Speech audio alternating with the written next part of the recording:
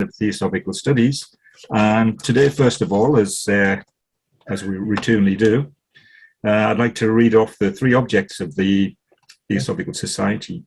One, to form the nucleus of the universal brotherhood of humanity without distinction of race, creed, sex, caste, or color. Two, to encourage the study of comparative religion, philosophy, and science. And three, to investigate unexplained laws of nature and the powers latent in man. Could I just ask, if you haven't already muted yourself, could you do that for me, please?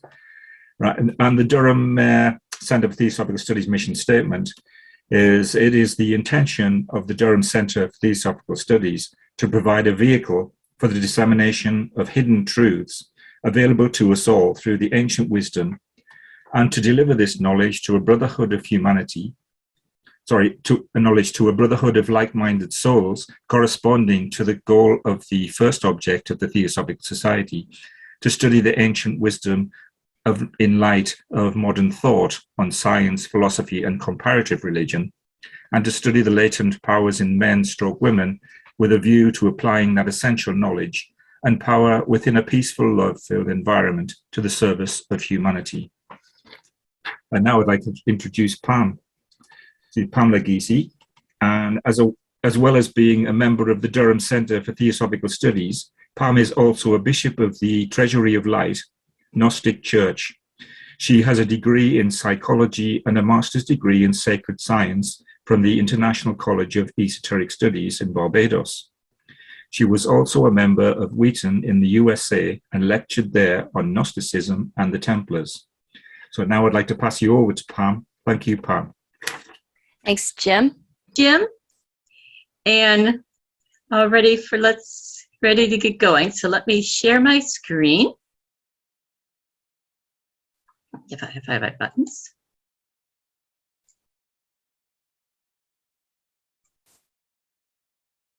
And we will go into, let's go to presentation mode here.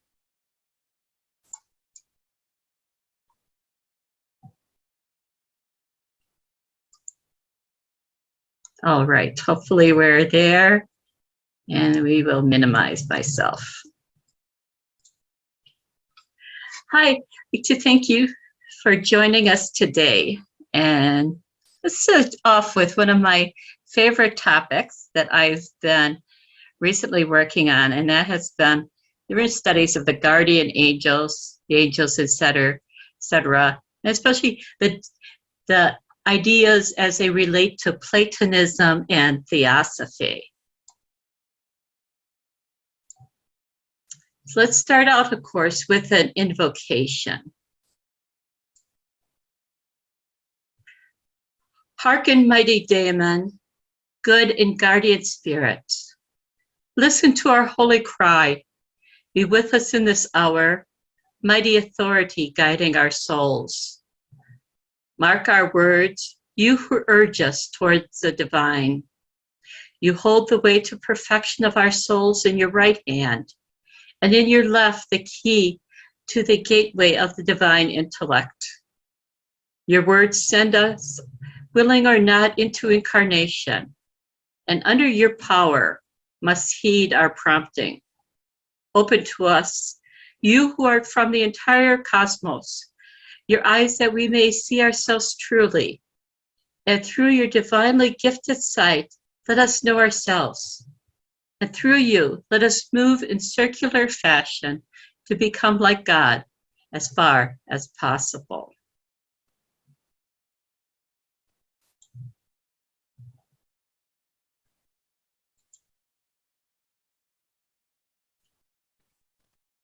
So I'm going to hopefully, this talk will inspire you to learn more about this topic. And I'll be introducing some new terms that might be new to people who haven't been studying Plato recently or ever. So hopefully I'm not going to be too wordy about this. So let's launch into a bit. And I thought a good place to start for a theosophical discussion would be to look and see what has Helena Blavatsky herself written about the guardian angels or about the daemons. And she actually writes quite a bit about Platonic theurgy in parts of her collective writings. So in researching this, I found a question that was posed to her as part of within the Theosophists. And someone's asking about Allan Kardec and asks along those lines, would you permit me? Could you inform me about the views of occultists? And of course, in her writing, when she's talking about occultists, she's talking about Theosophists, regarding the works of Allan Kardec. What credit is attached to positive statements therein about the existence of guardian angels? And the person goes on to ask some other questions too about Spiritism. And Helena leads off with, occultists do not accept the doctrine of guardian angels. They do, however, believe most firmly in the divine spirit of man, the source of his inspiration, and his all-sufficient angel and guardian within himself. So when she contradicts herself a bit about this, because she does refer to the guardian angel at times, but under the Platonic names. So when Helena is talking about guardian angels, this is not what she's talking about. She wants us to clear out of your mind the sort of image of childhood, of angels watching over us with their fluffy cherub-like self, all sweet and pleasant. And instead, she wants us to think about something closer to the idea of spiritual emanations, of the soul in its progress, going up to divine and becoming different images and different shapes and different vibrational forms. So she addresses it again and uses the term in many of her writings of the Platonic term of daemon. And unfortunately, the word, of course, daemon has been corrupted in Western Christianity, in English especially, because it's so close to demon. But daemon is something different. Daemon is spirit, and refers to another spirits in the way of Theosophical thought. It could be almost close to a deva, but not quite. It's not quite the same thing. So Helena gives this definition of daemon. Daemon is spirit. It relates to the divine spirit, the seventh principle, and that to the Dehashovats. And she goes on to talk about how Jesus said, do not go into the church to pray, but retire to a closet. And from what she meant, she infers from that is, of course, that he meant that we should go inward. And in order to discover God, to go into our own selves and our own sense of our own understanding of the richness of ourselves. So let's look a little bit at what she means by the seventh principle, just to kind of review that.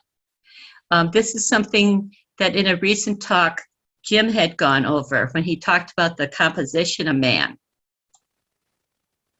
So the seven principles in Theosophy relate to the physical. Let me move my screen here a little bit. The etheric, the astral or emotional states of the lower mental. Then also on the higher planes, to the higher mental, the wisdom, intuition, and spirit or Atma. And these are essentially the core makeup of those of us who are mortal and in this human incarnation exist under.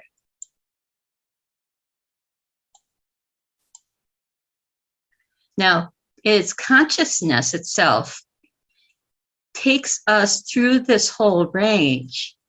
So a less developed person may find themselves responding almost entirely on the physical or the astral level, this sort of almost an autotron sort of existence of just kind of going through life without any sort of real awareness or volition about how one proceeds. And then as a person begins to develop, consciousness then begins to raise itself up into the higher levels of existence. So of course we all move between these, but part of the goal of the evolution of Theosophy is to move consciousness higher and higher so that we identify the I, when we say I, the I am identifies more with these higher states than with the lower states of being. And this movement to become a more soul-infused personality, as we say, is accomplished through the rainbow bridge, also called the Antakanara, and that helps moves consciousness from being just a personality-centered individual to be a soul-centered personality, to replace the small ego with the big ego, to replace the small I with the big I, to replace the small sense of what love is with a higher sense of what love is, etc., etc. So part of the challenge and part of the work of development is to enhance this rainbow bridge. And it's really, we can even think of these higher realms here of being not just components of the personalities, but actually the angelic realm of consciousness, a level beyond the thick form of this world and taking us into a next and having this sort of celestial viewpoint then of what consciousness and angelic being is. So the angel beings then, the daemon, helps move us. Is on one hand is this higher level, a component within higher level, but also is the aid, our partner, if you would, to move us from this sphere to the next, from this existence of being into this higher level of being. And this slide is here to remind me that while we're talking about this sort of spirit and daemon on a personal level, that doesn't exclude the possibility that there are many other types of spirits. There are devas, there are animal spirits, there are higher angels, archangels, etc., outside of our own personal state of being. So part of this model we're talking about here of the angels is really to be viewed as part of our soul as it moves, as the soul progresses and moves into higher and higher realms. And at each step going up helps lift us from one step to another. And the being one step above us can move us ahead. And it's this eternal chain of existence that helps lift us up. And the daemon and the guardian angel is part of this process of moving us up into higher and higher realms. And of course, all of this, if we look at take this wonderful diagram from Blake on this, one of this is that, this is all moving us to the one, that we are shedding off scales of personality and attachments that help move us to the one soul. So let's talk a little bit about the idea of guardian angels in different sort of schools of thought. And of course, I couldn't resist the idea of bringing in Gnosticism. We have to do a Gnosticism. And in Gnosticism, the idea of the guardian angel or the daemon is usually represented as that of the heavenly twin, at least within the school of Thomas, and that's what we'll be talking about here.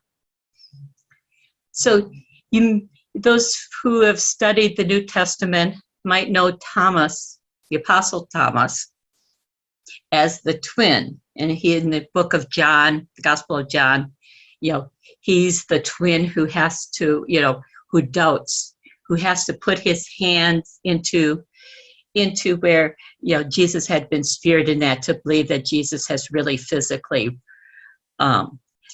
resurrected from the dead. But in the Gnostic schools, and also in some of the legends associated with Thomas, is pointed out that Thomas is a twin. Now, in Sunday school, the question always comes up of whose twin is he? Well, in the Gnostic schools, Thomas, as he's relating the stories within the various acts of Thomas or the scriptures, Thomas is Jesus's twin. But of course, these scriptures are written with the idea that we are Thomas. So we are Thomas. So Jesus is also our twin. Jesus is our celestial brother, our celestial self, who is there to help us out, who is there to give us the guidance to move us forward. So this is called out very, very explicitly in the Gnostic book of Thomas the Contender. And very on in the book of Thomas the Contender, where Jesus is about to explain some mysteries to Thomas, starts out. And brother Thomas, while you have time in this world, listen to me, and I'll reveal to you all those things you have pondered in your mind. Now, since it's been said that you are my twin and my true companion, again, this is this idea that Jesus is our true companion. Examine yourself and learn who you are, in which way you exist, and how you come to be. So this gets at the whole Oracle Delphi idea of, know thyself. And Jesus continues, so since you are called my brother, it's not fitting that you be ignorant of yourself. And I know that you have understood this, because you've already understood that I am the knowledge of the truth. So you're able to, he's telling Thomas that you're able to see outward that the truth exists, but you've yet to recognize it within yourself. So while you accompany me, and although you are uncomprehending, you don't realize it yet, you have in fact already come to know, and you will be called one who knows himself. For he who has not known himself has known nothing. But he who has known himself has at the same time already achieved the knowledge about the depth of all. So then you, Thomas, my brother, have beheld what is obscure to men, and what they have ignorantly stumbled across. So here in this text, Jesus instructs Thomas that, that you need to search for this in yourself. The wisdom, the entirety of it all can be started to be found by opening yourself up to these things, and that there's part of you, part of your higher self, we would say, that already understands this. You already get this.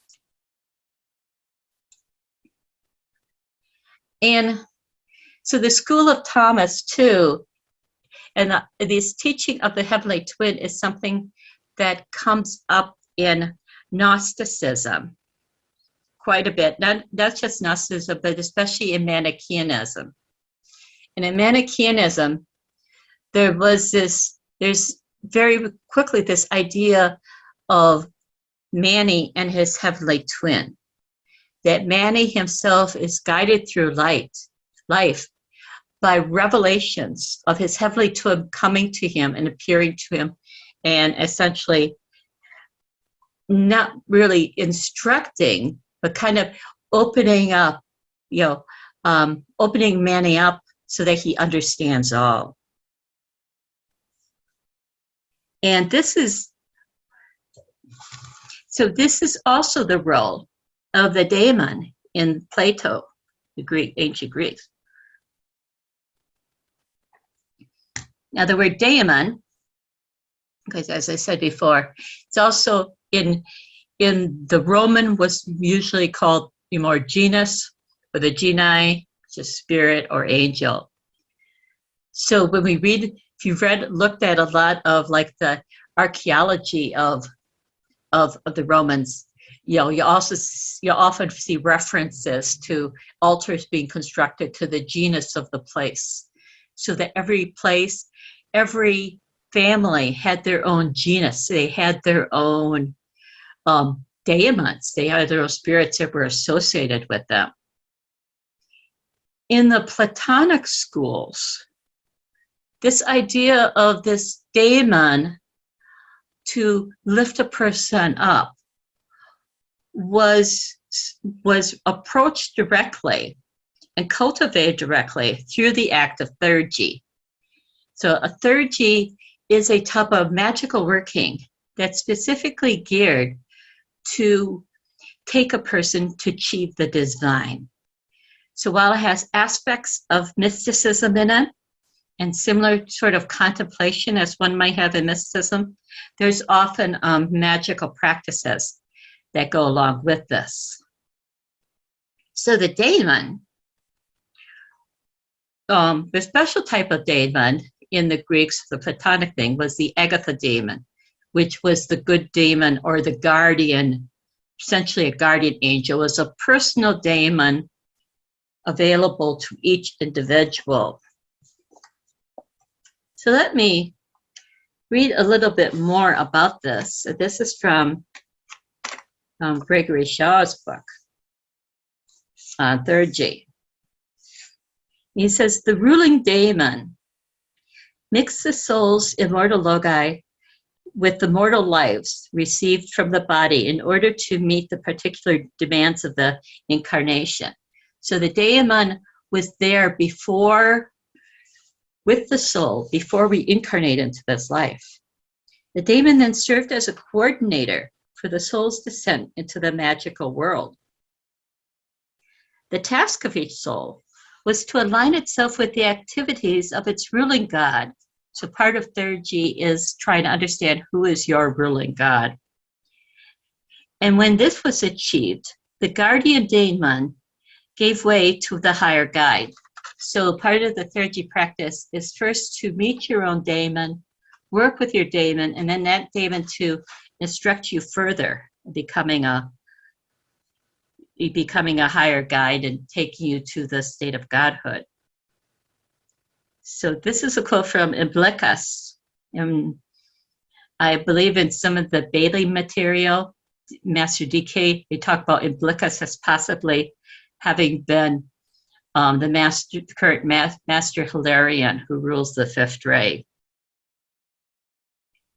The daemon oversees the composite life of the soul and body and the individual lives of the soul. And all we think, we conceive due to the principles he's implanted in us. We do the things that he suggests to our mind, and he continues to govern human beings until, by means of sacred theurgy, the time comes that we are entrusted with a god or a guardian and leader of the soul.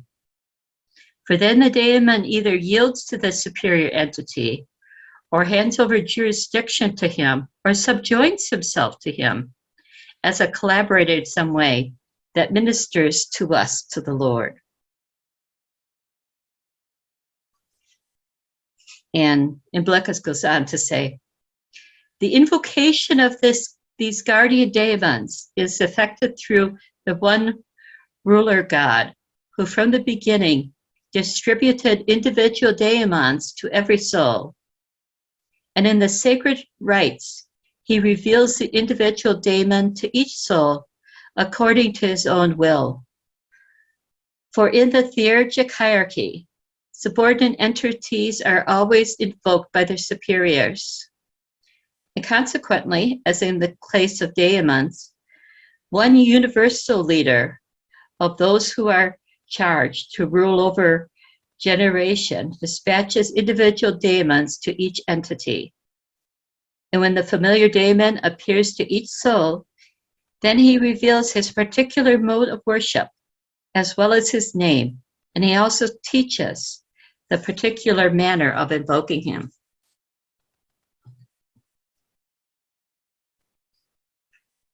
So this idea then of invoking and finding your unique daemon, that part of your soul, in this alien soul, was a long-term complicated process within theurgy.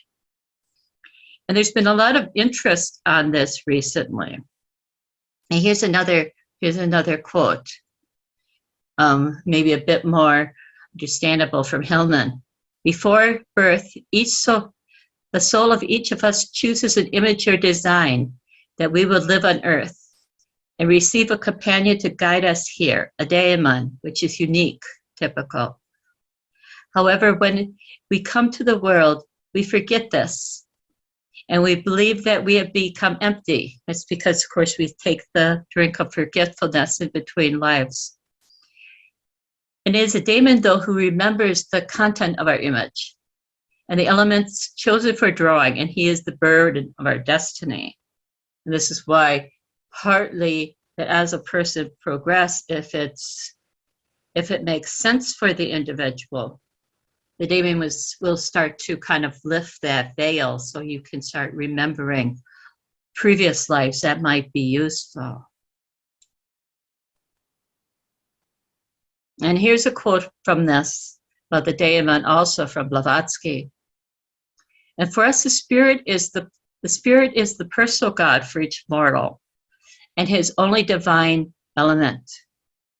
The dual soul, on it, contrary, is only semi-divine.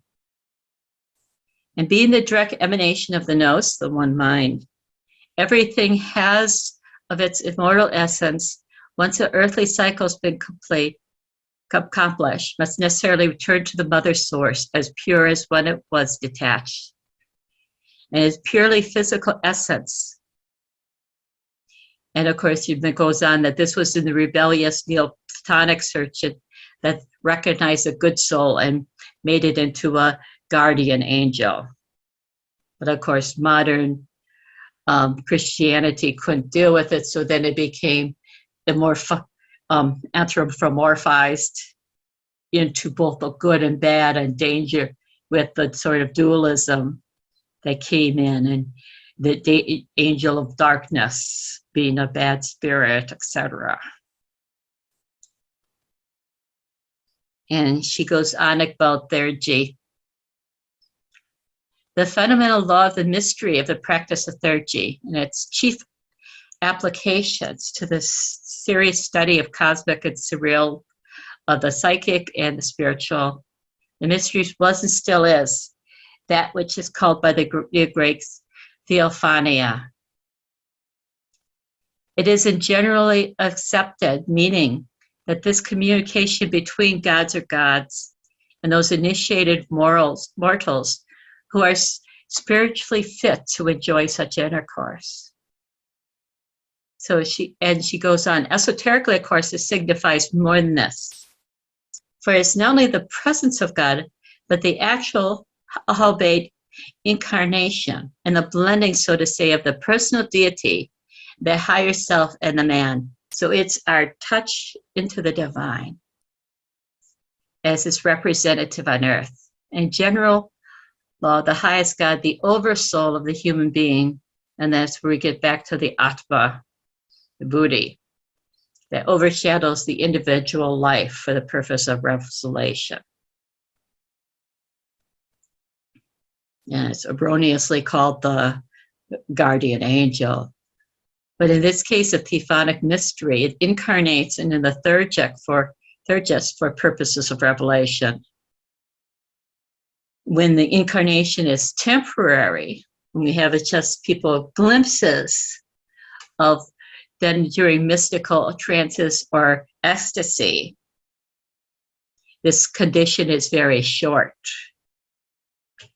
The human being an offspring, an emanation of God, becomes one. And this sort of divine fountain flowing into the stream of its human bed becomes more sustained. Then the mystery is complete. The word is made flesh, is a real fact. And the individual person becomes his personal God, the permanent lifelong tabernacle, the temple of God, when we really start to merge in again, like we looked at earlier with the 7 principles of the soul infusing, the higher self, the Atma Buddhi, infusing into those personality of our everyday life. There's been a lot of interest in some of the occult lores recently in 3rd G. These are some recent books that just been out on the bookshelves. And some of these, especially these last 3, are largely about this idea of the theurgic practice and how does one contact? What is the process for contacting your personal daemon, for contacting this sort of guardian angel, if you would? And some of these set out plans for multiple months of practice and magical practice and they're quite good. And if you're unfamiliar with magic, they actually offer the sort of discipline to start out as a practical work within magic. Oops, I missed a page. I'd be amiss if I didn't mention, just in passing, Aleister Crowley. I know the first time I'd seriously heard about the idea of the guardian angel as a magical practice was when I came across Crowley's work in the 70s. And famously, he had locked himself away for several months with the hope of contacting his own guardian angel, who he actually did, and then he later supposedly some of his work was through channeling this Awas. And he mentions here that the guardian angel is a spiritual soul. It's the soul of the adept. That's a good way to think about it. His contacts were based on the medieval work of the Grimoire of Aberlane, and I believe these are all documented in Liber Sabbath. I'm going to shift gears a little bit and talk about some of the writings of Alice Bailey, which of course with Alice Bailey's writings of what she was receiving as being transmissions from Master DK.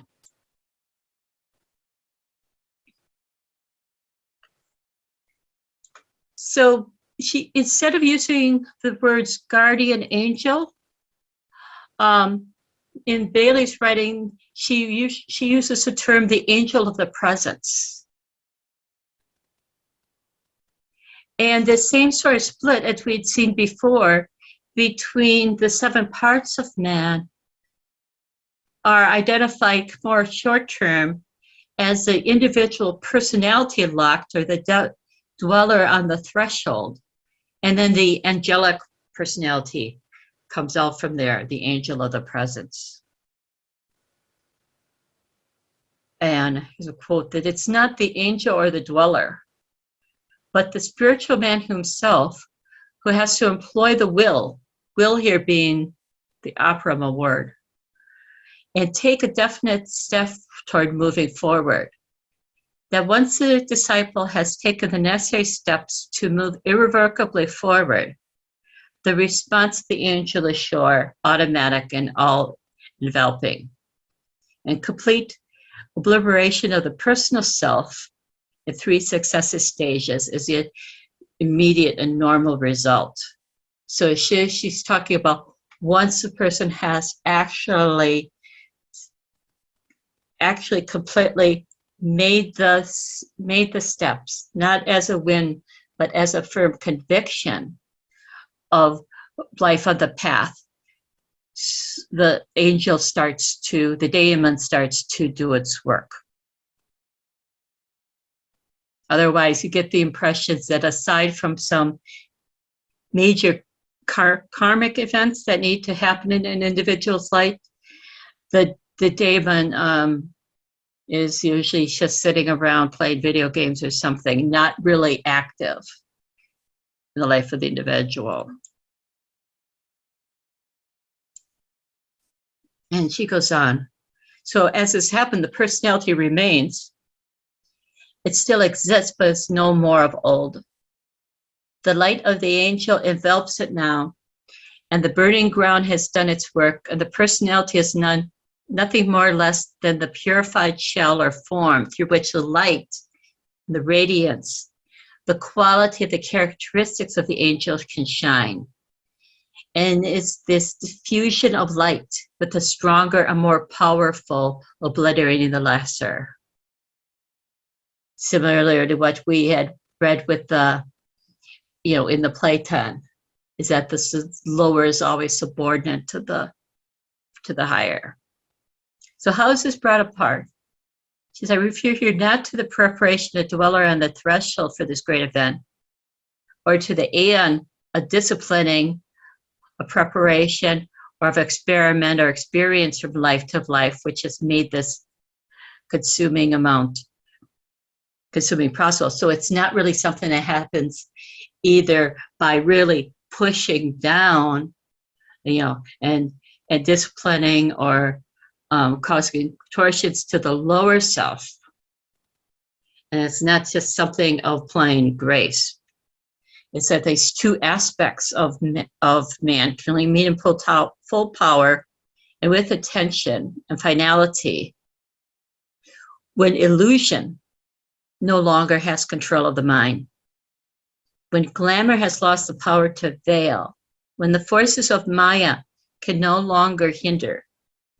Discrimination, dispassion, and indifference have produced the dispelling through focused light, and the dissipating potency of distributed light, and the directing of power of life.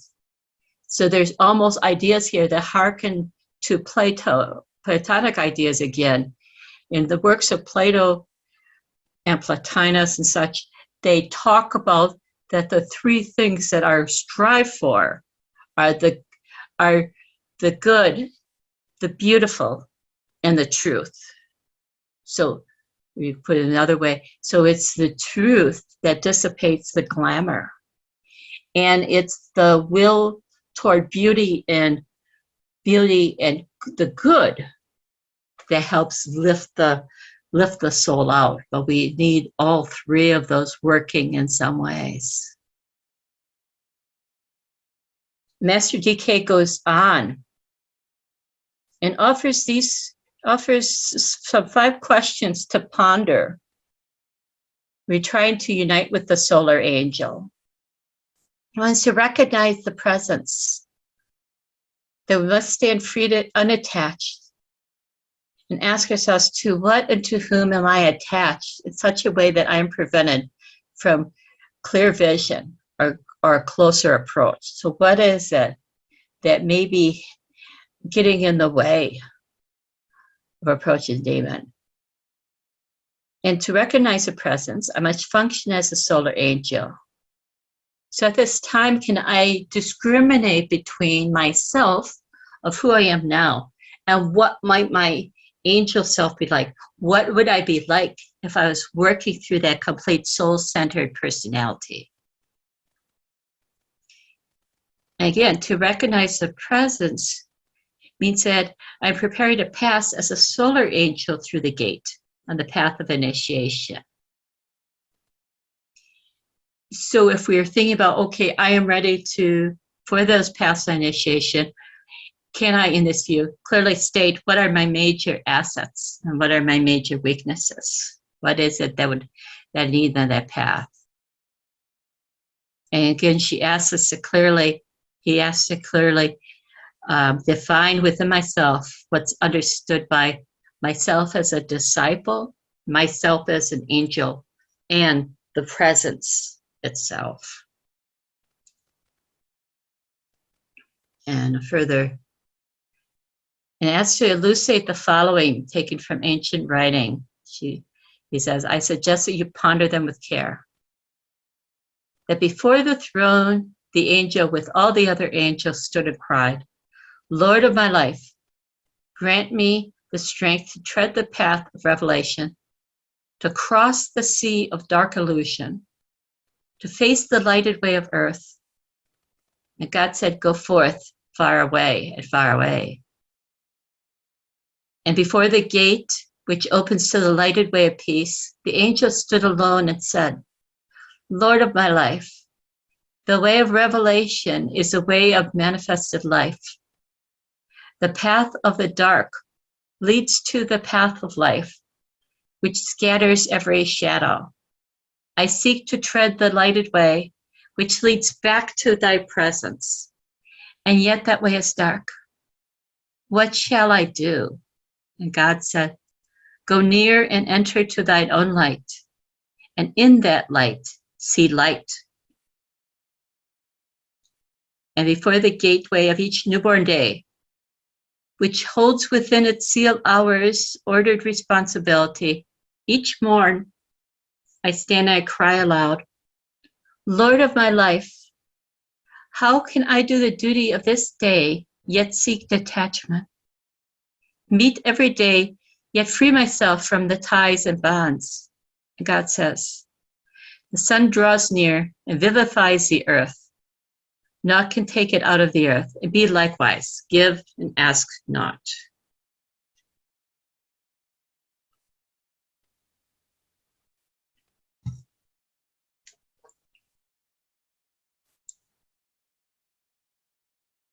So we're coming to the end here.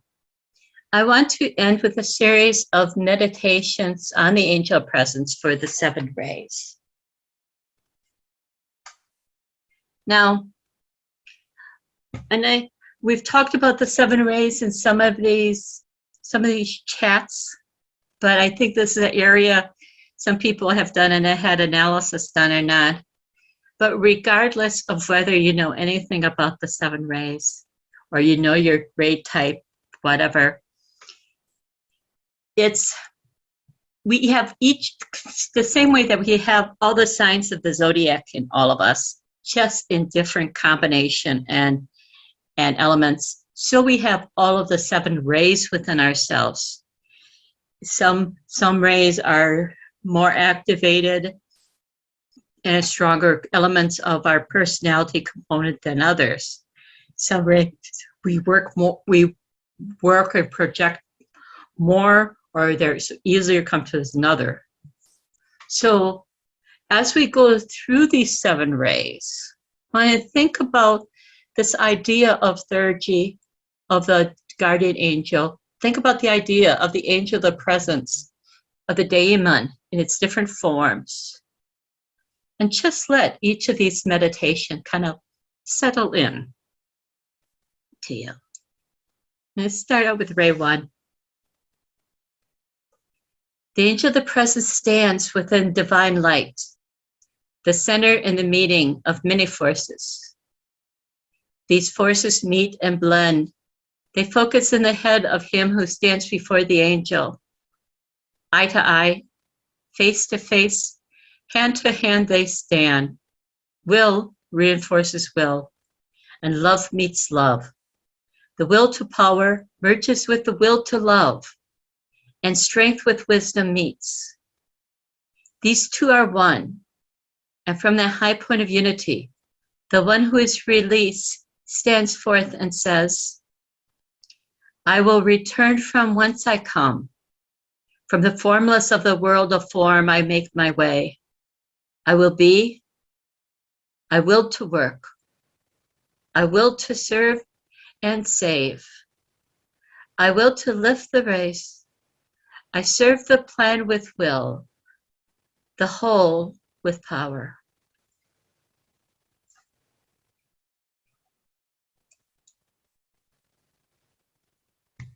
Me too. The angel presence draws to the wanderer to him. Life divine attracts a seeker on the way. The point of merging is achieved. Mouth to mouth, the breath is drawn forth and the breath is drawn in. Heart to heart, the beating of these twain is merged to one. Foot to foot, the strength is passed from the greater to the less, and thus the way is trodden. Force inspires the word, the breath. Love inspires the heart, the life. Activity controls the treading of the way. These three produce the merging. All then is lost and gained. The word goes forth. I tread the way of love. I love the plan, and unto that plan I surrender all I have.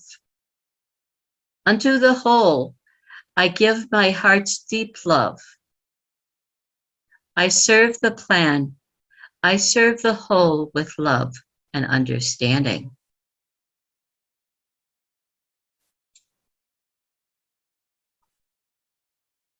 The angel of Ray 3. The angel of the presence stands within the center of whirling forces. For ages long, thus he has stood in the center of all the energies from above and from below. With intelligence, the angel works to make the one who is above with the one who is below to blend and be as one. With 12 clear notes, the hour sounds forth, and then the two are one. The angel stands entranced. Ear to ear, breast to breast, right hand to left, the two who are three produce the merging of their ways. Glory shines forth, truth is revealed, the work is done. Then man, who is the soul, cries forth with power. I understand the way, the hidden way, the silent way, the manifested way, for these three ways are one. The plan proceeds upon the outer way, it shows itself. The whole will stand revealed. That plan I know. I will, with love in mind, serve that plan. Ray 4. The angel presence stands in his beauty rare upon the lighted way. The glow of his presence pours throughout the field of combat and ends in peace, the strife. The warrior stands revealed. His work is done. Back to back, the angel and the warrior stand, their auras meeting in the great radiant sphere of light. The two are one. The voice goes forth. Harmony is restored, and the beauty of the Lord of Love shines forth. Such is the plan.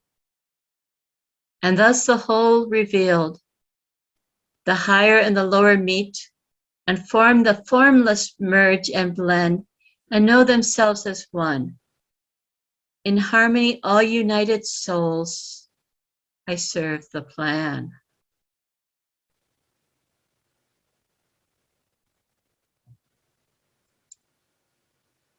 Ray 5. The angel of the presence serves the three, the one above, the one below, and the one who ever is. And this refers to the fact that the fifth ray, fifth plane, the angel is definitely meta-known in the aspects of the higher triad, the buddhi, abstract mind, plus the ego and the casual body, and lower mind are blended and fused. The great triangle begins its revelations, and its rays reach out in all directions and permeate the whole. The man and the angel face each other and know themselves to be the same. The light that radiates from the heart, the throat, and the center stands midway, meet and merge. The two are one. The voice that speaks within the silence can be heard. The power that reaches from the highest point has reached the lowest. The plan can now be known. The whole can stand revealed. The love that stretches from the heart, from the life issues forth from God, has served the plan. The mind that gathers all wisdom into the boundaries of the plan has reached the outer limit of the spheres of God's activities. That power informs my life. That love inspires my heart. That mind enlightens all my world. I therefore serve the plan.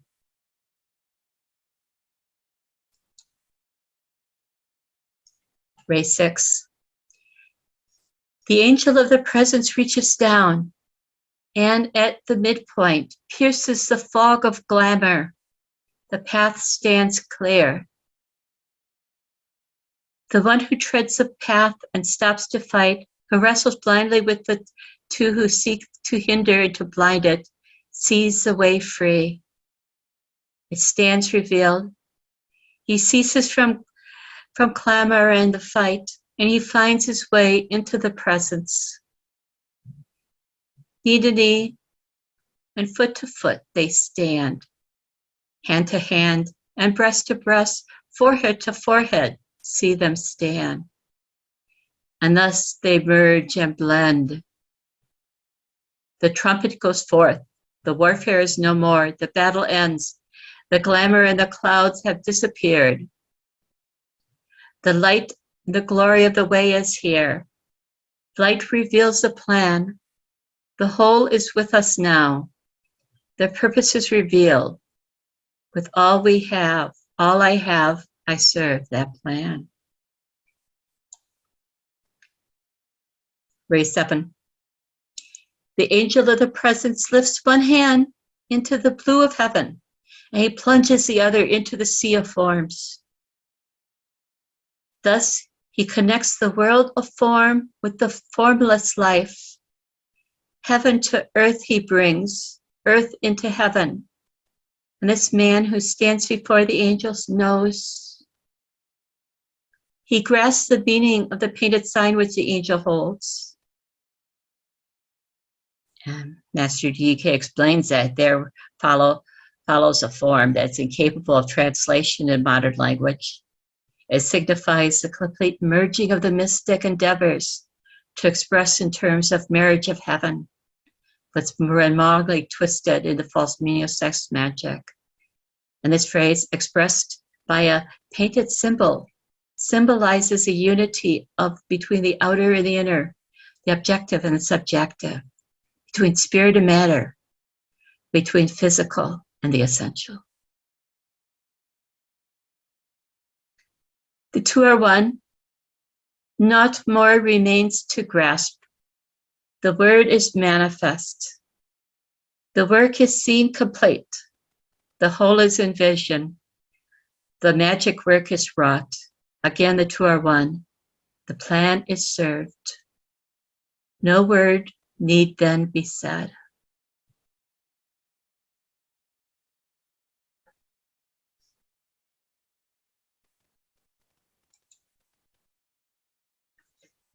Now, I know there's been a bit of philosophy here, and this may have gotten a little bit wordy. So I want to leave the thought in case you're feeling overwhelmed with word, with another aspect of the guardian angel or this idea of the daemon in a way that maybe it's just more visceral and more feeling orientated.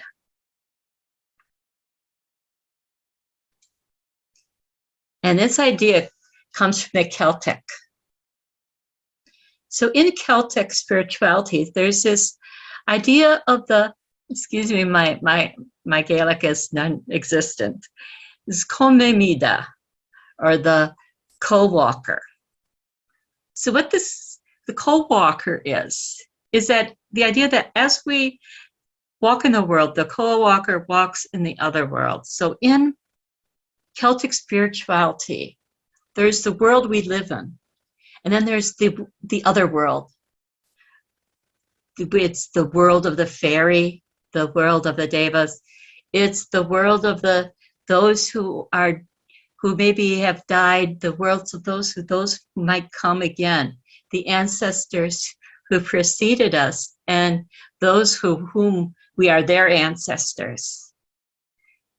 So there is this combination that we have our double, we have someone who walks with us while we walk in this world. Our co-walker walks in the other world.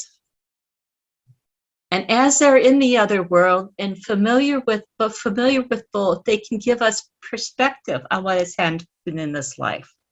And maybe they bring news, they bring communication.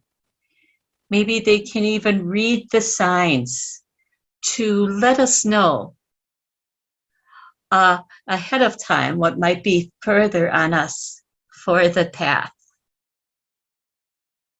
So the co-walker is our guard, good self, our daemon, our teacher, who's in this other world. And I close with this path of idea from the book of Caitlin Matthews. And she's talking about this idea of the co-walker, of our other world self and the world of this. That's only by the fusion of these two halves of reality that seership and vision are possible. The two earths are visible and unseen realms. So while the two waters of the red and the white are these two streams of the living and the dead, and they come in and out of existence on either side of those two realms.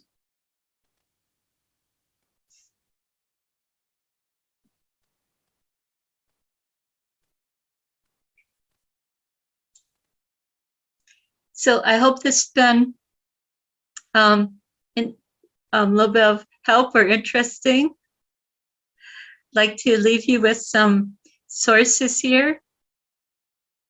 There's some wonderful online sources from Blavatsky that you can find on in her collected writings. There's also a wonderful overview of the daemon on this site here by Iona Miller. The works I cited here from the works of Alice Bailey. These are all from their collected writings on CD. So, or you can get nowadays it's really more of a download than an actual CD. But you can get all 27 of her books in one CD, and then you can search it, which makes researching her material a lot much easier than having to buy a new bookcase for all the volumes. The Celtic work I said was from Caitlin Matthews. And then here's just some wonderful sources. Becoming Gold, I think I might have forgotten to mention that, is a wonderful look at alchemists, Egyptian alchemists during Roman times, who are centers on this alchemist named Zosimos, who actually is doing a lot of his main his main student is this woman alchemist who happens to be Christian. So he's always giving her suggestions, but there's a lot of theurgy and his own work with the good daemon as he meets the daemon through dream work, and like getting ideas. And of course, also there's a wonderful work here by Theurgy and the Soul by Gregory Thorne. So anyway, thank you. And at this, we will open it up for questions.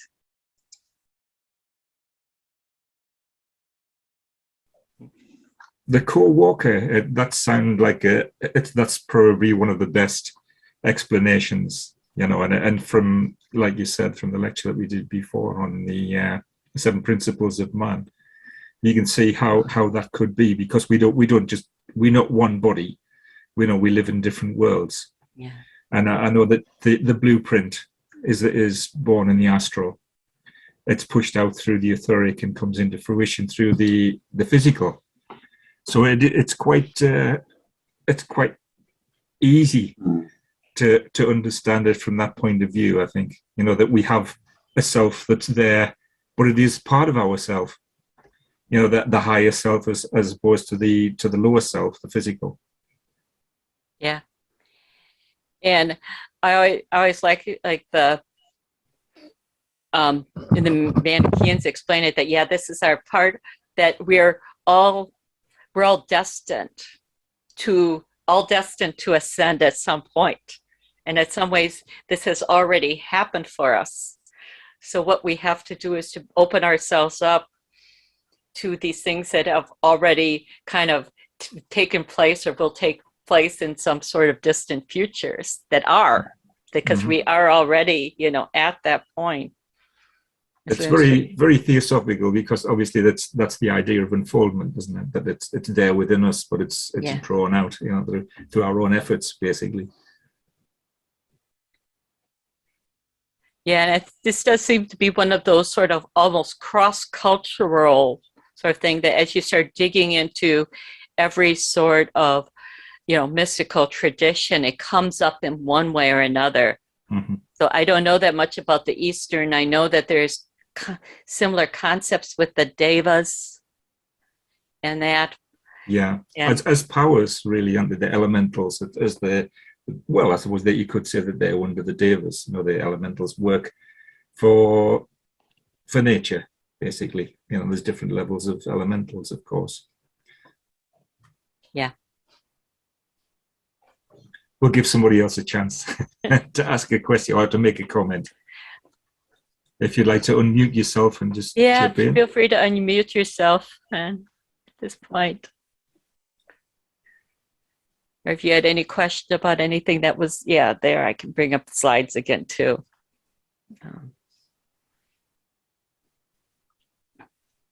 Yes, just go ahead. Go ahead, Jerome. Hello. Thank you, Pamela. Wonderful presentation. I totally agree perfectly about the parallelism from the different Theosophists and their works with the angels, with the lights, and how the Celtic views of it. Just 2 questions. First, there was a mention of a war and suddenly turned to peace by the race 6. So from war to no war. Was there a point that the person or the soul can choose of surrender, or choosing to not to win the war, or to the will to win, or to stay? I mean, can they really choose the path, whether to stay, to surrender, or to move forward?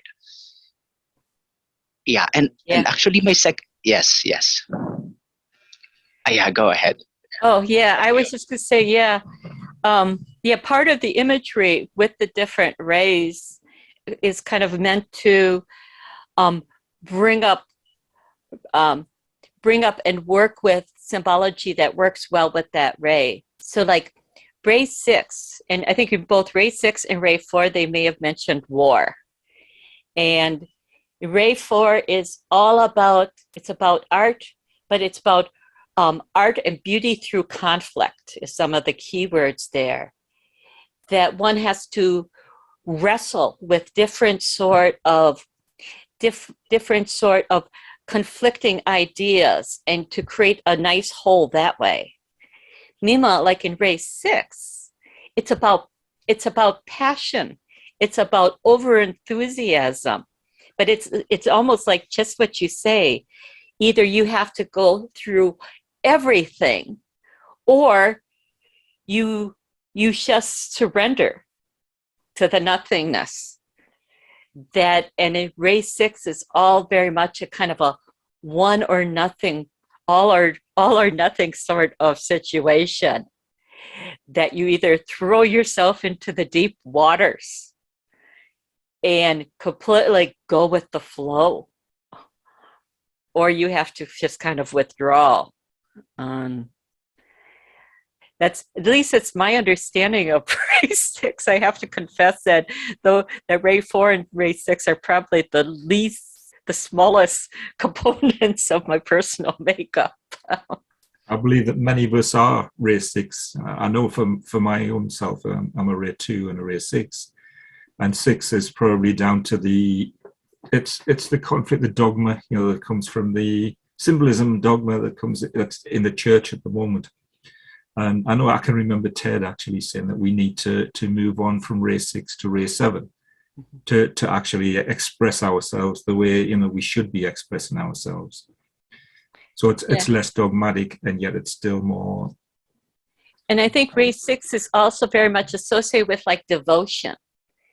And part of the movement from being a culture that's very ray 6 orientated, being devotion, and moving to ray 7, is that it's almost like moving from devotion to theurgy, to moving from this blind adoration, or moving like maybe from like a bhakti yoga to raja yoga, to something that's more where the individual is more in control. It's more disciplined, isn't it? It's more disciplined, yeah. And more responsible too. I think that there's a willing, when one is in a situation where you kind of give over it to everything with all that enthusiasm, all of a sudden it becomes that can become like a blanket of glamour. I do this because this is how I am, People, I think we're seeing a lot of that in politics these days. That, oh yeah. I may have just reached enlightenment there. I think the light came on. Oh, thanks to Liz. Thank you very much.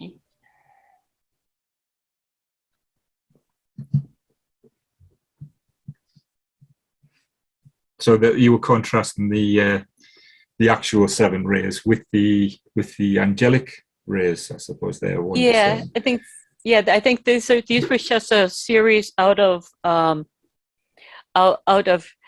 book on, I think it's out of esoteric psychology, where there's a number of different meditations for each of the rays, and these were ones kind of geared to help identify with the angel of the presence, with that angelic self.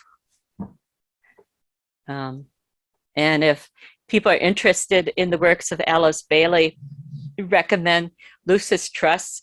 You can get a download of like all 27 of her books electronically. So then you can actually search them. So you come up with an idea, you could just, and search it without, having to buy a new bookcase for hard copies of everything. He's certainly a hard worker and put a lot of things into more perspective. Well, cool. Yeah. Do we have any more questions or comments? Feel free. Nobody's going to bite. It would be lovely to hear how you felt. What do you think we could have done differently? What we could have done better? Or Yeah. were things, perfectly all right the way they were?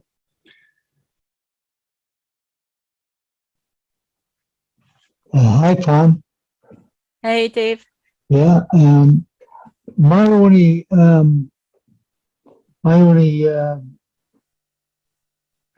understanding of angels came when I was young, and I was given a guardian angel, or I could choose a guardian angel with a name, the name of an angel, if you like, and which was Michael. But I don't know how that comes across in angels in general. I believe certainly in Christianity, in Judaism and Islam, there are angels. Or they talk about angels, might have different words for them. But I don't know if they're in other religions, or perhaps like the Celtic, where they give them different names, if you like. Yeah. So are they universal, do you think? I think they're fairly universal. I think in Celtic, they use, there's, you talk about the different fairies. Of course, fairies are different than brownies and these other sort of otherworld beings. I know I removed a section on Zoroastrianism from the talk. Since Pam, how What? could you? I said, oh dear, how could you? I know it was. Yeah. There is a concept in the Zoroastrian, since talk about this now, of something called I'm going to slaughter the pronunciation, the Farvashi. And the Farvashi, it's similar to this idea of the Daimon. It's a being, usually seen as a female being, who incarnates when the soul incarnates, and is there to be the sort of protectress and warrior to help the soul as they've incarnated into earth. Because in the Zoroastrian writings that I've read, the purpose of the soul incarnating in earth is to help the earth. So we incarnate into the earth to help the earth be transformed into more of a sacred being. And that's our mission as individuals. And the Farvashi are also there with us to help us in the mission to improve or transfigure, and we would say in Theosophical speak, to make the earth into a sacred planet. Now, so we can see some of that mystical Zoroastrian things coming into parts of Theosophy. So one has to wonder when you come across, but I wonder, well, I guess to generalize to everyone, but I wonder, Blavatsky in all her travels and having access to all of these wisdom of the ages, how some of this Zoroastrian stuff is really, suddenly embedded in it all. But then there's people who who think that all what Plato got in his religion of the light, in his ideas of the soul, that Greek idea actually comes out of the Zoroastrian, mystical Zoroastrian tradition.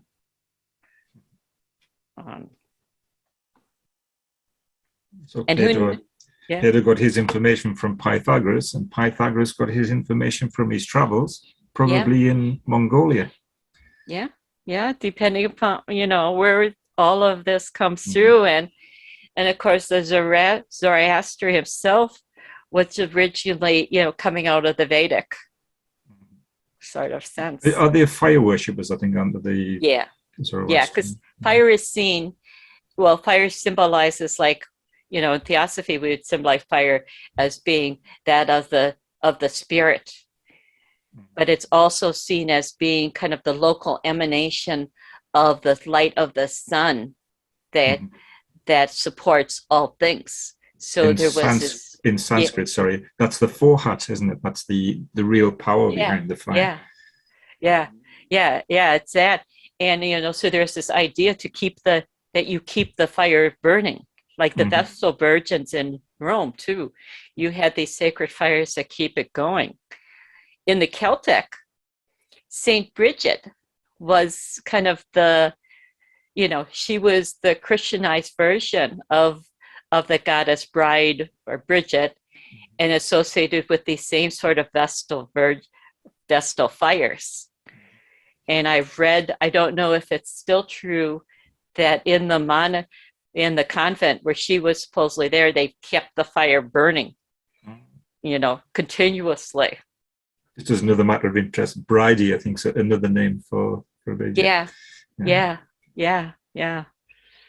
Yeah. So you get this sort of fire as a living, as a part of a living being. And we all have that. We're all sparks of the one flame. So I suppose it's relevant, isn't it? And when you're looking, there's always the sutras, isn't it? The threads throughout all of the religions, that brings us down to one, the ancient wisdom.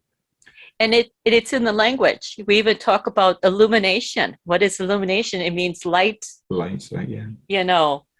And we look to the east because that's where the sun rises and light, and it's all, Even in the Egyptian, the ancient Egyptian, I think it was they traveled from the east to the west. Yeah. When the body was taken from the east to the west, where the sun rises, and taken to the rest, where the sun sets. So there's that sort of equivalence, or that relevance there too. Yeah, there was a study that was done, I don't have the name offhand, on looking at Neolithic burial mounds when they opened up, that the majority they either opened to the west as the sun sets, so the sun could be reborn, or they opened to the east for the rebirth.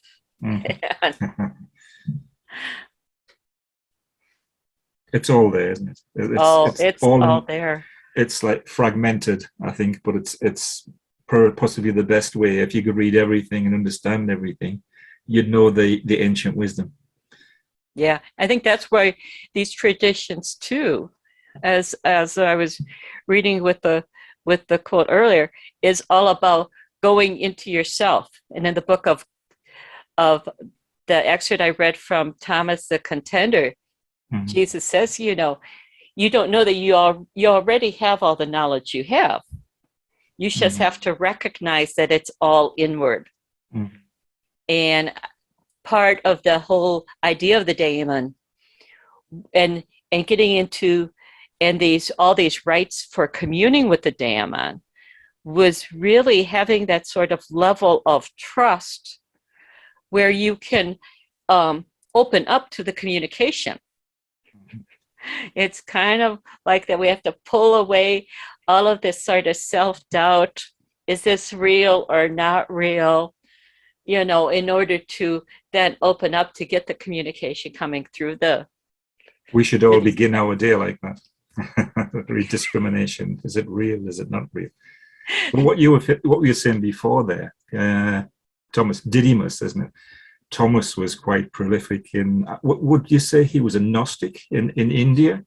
His teachings. It was doubting Thomas, wasn't it? But well, yeah. How much of doubting Thomas is there, or is that a slander from the school of John against the Jonanites against Thomas? Because that story only appears in the Gospel of Thomas, being Gospel of John. Yeah, but it's well known that he traveled in India, isn't it? He did. Yeah. I think he was actually mistaken for Jesus, but he was really Thomas.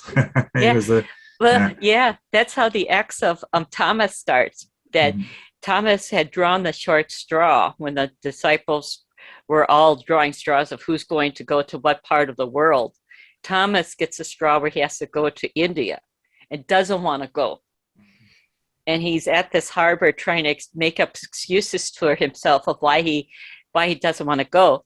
When Jesus appears to a captain who's looking for a carpenter bound on a ship to India, and essentially sells Thomas. It's like, you'll tell who he is. He looks just like me, but he's really a slave. He's my slave. So, makes a deal with him.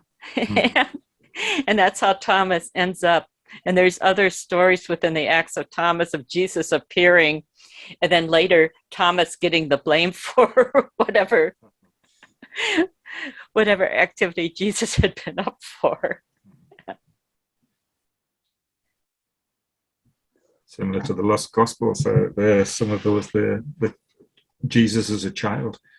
I think he, at one point he killed all the birds. Yeah, but then he brought them back to life. He brings the birds back to life. Mm-hmm. He has to bring a couple of classmates back to life too. That would really teach him about bullying.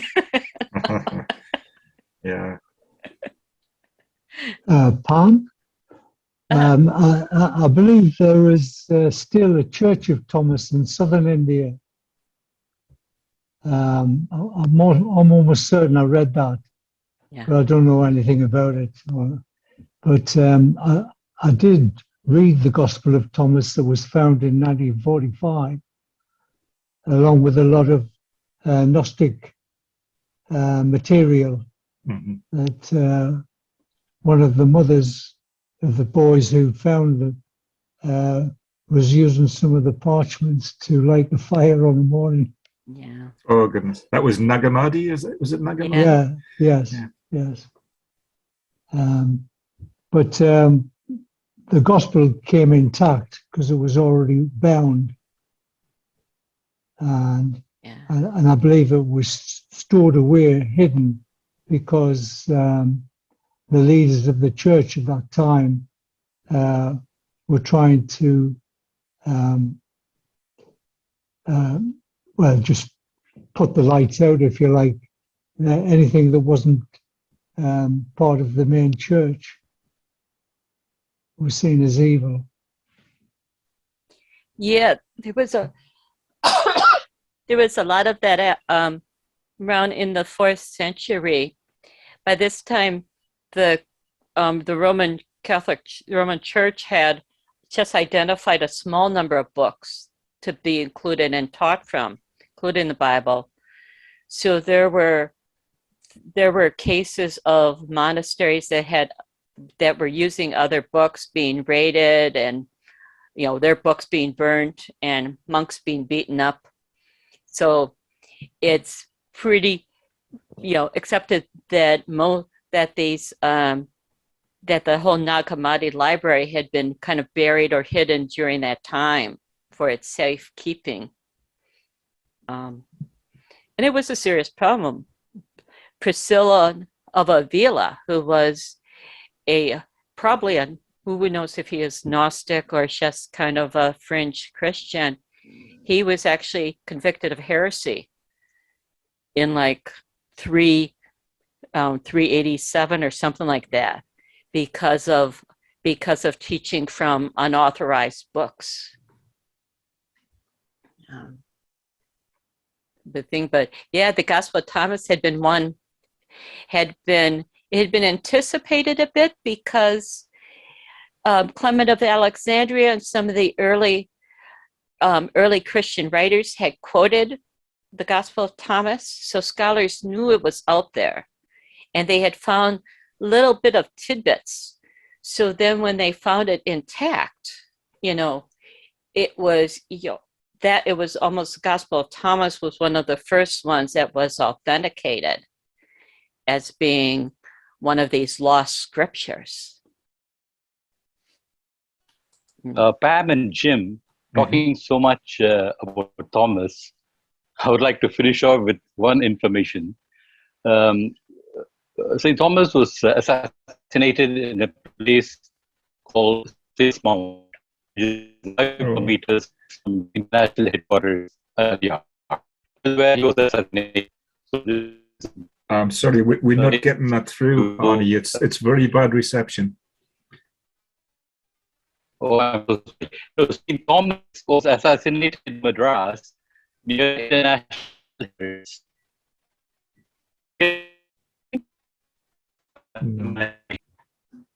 Very sorry.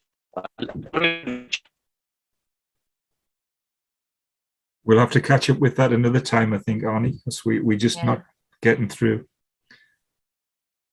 I'm sure you're the man to tell us, because that's where you actually are. Yeah. Yeah, so thank you, Arnie. But we will look forward to hearing a little bit more when we can communicate much better. Yeah, but I know that a lot of the Indian Christian community, that Thomas was in that tradition as well. That Thomas had been the disciple who had brought Christianity to India. Mm-hmm.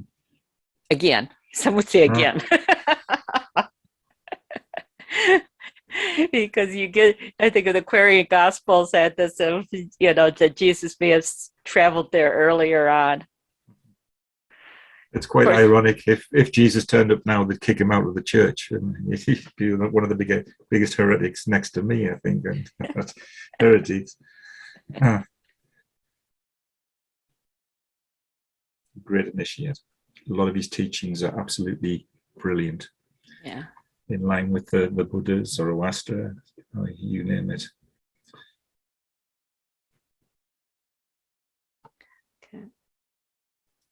So do you want to plug a little bit about what your talk will be on next month, Jim? What I'm going to do is, it's not literally the voice of the silence. I don't know if I've got the piece in front of us here, or I'm going to look at the parts of the voice of the silence and the internal transformation to external transformation. So rather than just go through the voice of the silence, which I did previously, we're now going to pick those parts out and say, what's important to us? What do we need to do? How do we need to act? So it's really, I think, how did I describe it? As a manual for the disciple. And I think that's perfectly true to say, that's what it is. It's a guide. And it looks at those specific stages where we pass through, and to be aware that even though we're passing through those stages, there's delusion. So we have to be really aware of being deluded on the way through. So it proves to be quite a powerful look at the voice of the silence, and I think in many ways it's reflected in the light on the path and at the feet of the master. So maybe if I've got time and I've got the space, then I'll certainly include some of it, put it as a comparison, compare and contrast, perhaps. Okay. And I believe that's on the 12th of March. Yeah, it's on the 12th of March, so we're looking forward to that. Hopefully that's going to go good, and then I'll be doing the talk at Birmingham I think they've got a conference over there for the weekend. So I'm looking forward to that. I'll probably be a nervous wreck by the time I get there, but I'm sure we'll be able to put it across. So yeah, that'll be my part. Then in April, we're not sure. We'll work that out for in the next time we get together in March, and we'll see what's going to happen. I had a quick look through the key to Theosophy, and I'm sure we'll be able to manage that, maybe a chapter at a time. If we can't do every chapter at a time, then we'll do part way through the chapter, or somebody's going to get the lighter loads, then the lucky people. But it'd be nice that if we've got a volunteer, that if we say, like, somebody kicks it off, and then we've got volunteers, to follow on. Perhaps I might kick it off. I'll do the March, and then I'll do the April to start it off, and then so if somebody takes a chapter after that, we'll work through the key to Theosophy and find out what Theosophists are, what Theosophy is, and what Theosophy should and shouldn't do. Yeah, should not be. Mm-hmm. So I think that's something that we've got to look forward, and that means we're keeping the group together. I haven't had anything back yet as regards the weekend for opening up at the Shakespeare Hall. Mhm. But once we find, I'm sure we can still accommodate. And why would we lose the people that we have now? That's just an extra work for us. But I'm sure we've got supporters who are at a stage now who might like to talk a bit more. I'm sure Vicky said she would be interested, didn't she, when we were talking about the key to Theosophy? She'd be interested in doing something like that. Yeah. It's And basically reading through the chapter, making notes, and then giving us a bit of a talk on what they've found. And we'll be there with bated breath, trying to find out, what's next? I can't wait for the next chapter. So I'm sure. Yeah, I mean, it really is. I have studied through the key to Theosophy, and it really is a good example of things that goes through the death process, which is one of the things that I do remember. yeah, for those who weren't at our last meeting, we decided that, just to kind of rephrase this so people can understand, we had decided that starting in April, we're going to go through Helen Blavatsky's book, The Key to Theosophy, as kind of a study material. Mm-hmm. So as to keep it kind of a bit more informal and more study group related. Yeah, and it would be great for our members' participation, and you're all members really of this on the Facebook. Certainly members of the Facebook. So Yep. don't let that put you off, even if you're not members of the English Theosophical Society. You're still members of the Durham, which is the most important as far as me and Pam are concerned. So come forward, put your ideas forward. If you'd like to participate and get involved, then that's great. Would anybody like to make a comment at the moment before we finish? Or is everybody gone already? It's me and Pam. Yeah, would love to volunteer in the future. Yeah, so one of these Jim. chapters. Thank you. That's great, Jerome. I knew you'd step forward.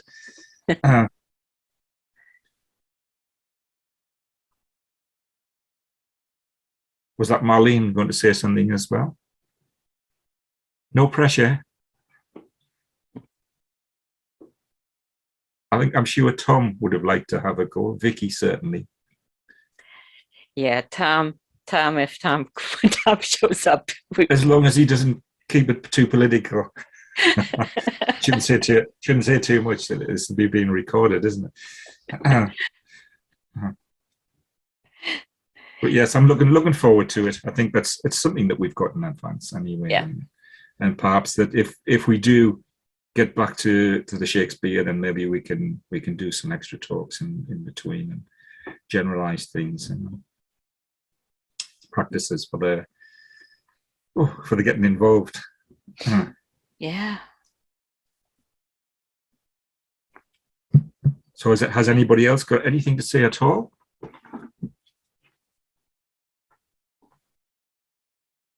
Yeah, just that I really enjoyed your talk, Pam. It's very interesting.